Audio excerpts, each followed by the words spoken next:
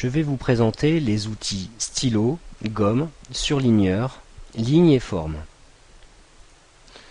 Tout d'abord l'outil stylo. Je vais prendre une page blanche et sélectionner donc l'outil stylo. Il me permet d'écrire, comme avec un stylo. Je peux changer les couleurs de mon stylo. Sélectionner également d'autres couleurs en cliquant sur la palette.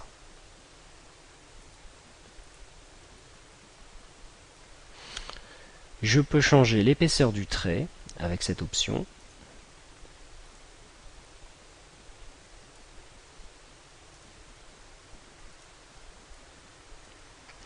Je peux changer la transparence de mon écriture.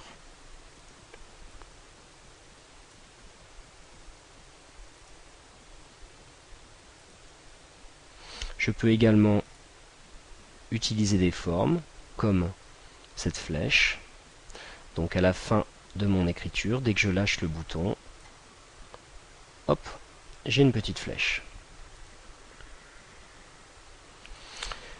Je peux également choisir de faire des traits discontinus, comme par exemple les petits pointillés, comme ceci. Donc, je vais grossir l'écriture pour que ça soit bien visible. Voilà.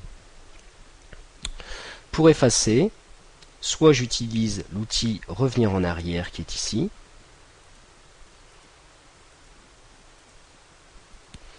ou alors j'utilise l'outil gomme.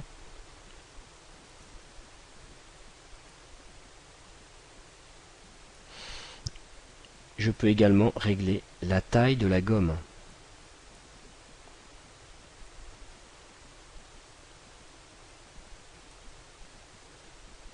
Je vais reprendre mon outil stylo.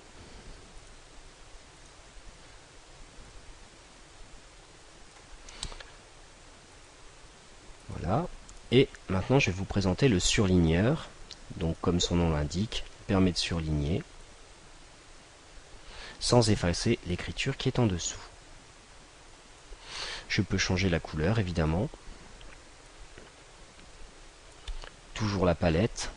Je peux sélectionner ici un surligneur pour faire des formes géométriques, pour surligner dans un paragraphe par exemple.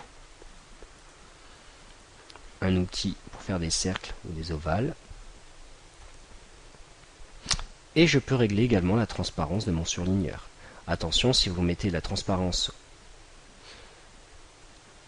au minimum, ça va recouvrir l'écriture qui est en dessous. Donc pour effacer, la même chose, retour en arrière ou bien utilisation de la gomme. Alors, vous remarquez que lorsque j'utilise le surligneur en forme, la gomme ne fonctionne pas. Donc si je veux supprimer, il faut que je prenne l'outil de sélection, cliquer sur cette zone créée et soit appuyer sur la touche suppression de mon clavier ou alors la glisser dans la poubelle qui se trouve à droite. Donc dès que la gomme ne fonctionne pas, vous utilisez l'outil de sélection et vous glissez dans la poubelle.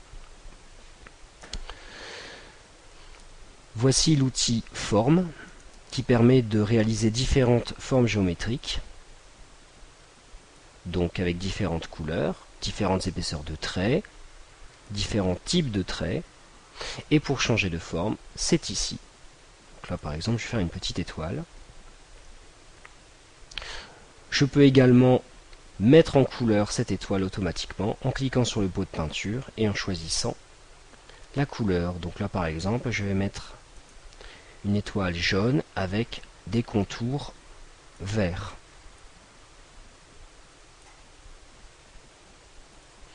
Je prends mon outil gomme, je ne peux pas effacer comme vous le voyez, donc je vais prendre l'outil de sélection, la flèche, je clique sur mon étoile et je la glisse dans la poubelle. Là, voilà.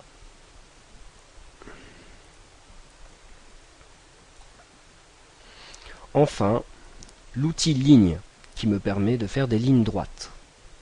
Donc toujours les mêmes options, l'épaisseur du trait, la couleur, etc.